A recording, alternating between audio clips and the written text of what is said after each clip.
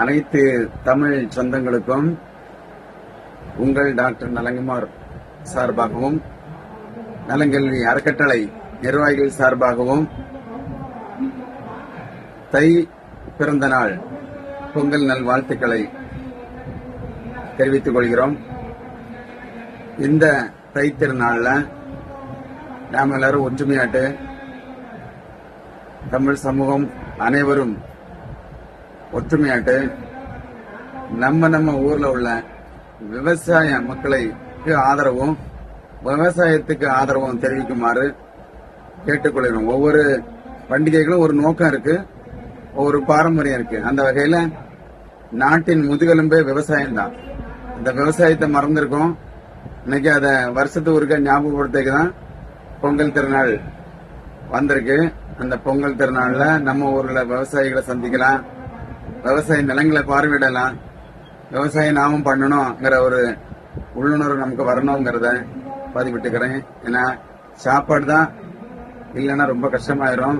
பல வல்லரசு நாடுகள் கூட அவங்க வளங்களை தொலைச்சிட்டு நிக்கிறாங்க.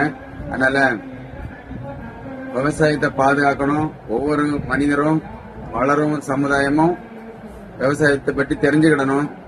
வரக்கூடிய ஜெனரேஷனும் விவசாயத்தை பற்றி தெரிஞ்சுக்கிடணுங்கிறதுனால இந்த காலகட்டங்கள்ல விவசாயமும் அதை சார்ந்த மாட்டுப் பொங்கல் இந்த மாதிரி விஷயங்களுக்கும் நம்ம முக்கியத்துவம் கொடுத்துட்டு இருக்கோம். தமிழனுடைய வீர விளையாட்டுகள் நடந்துகிட்டு இருக்கு. வாடிப்பட்டி, அவனியாபுரம் அந்த மாதிரி நடந்துகிட்டு இருக்கு. அதனால இதெல்லாமே பாத்தீங்கன்னா உழவர்களுடைய ஒரு விவசாயம் சார்ந்த விஷயங்களை தான் நம்ம நினைவுபடுத்துறோம் திருப்பி. அதனால இன்னைக்கு எல்லாருமே சமூக வலைதளத்துல கம்பு சுத்திட்டே இருப்போம்.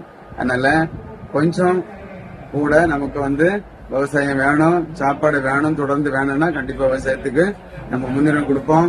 எல்லாரும் அனைவரும் கம்பல்சரியா விவசாயம் செய்ய வேண்டுங்கிறது தான் நம்முடைய இந்த விழிப்புணர்வோட பதிவு. எல்லாரும் கடைபிடிப்பீங்கன்னு நம்புறோம். அனைவருக்கும் பொங்கல் நல்வாழ்த்துக்கள்.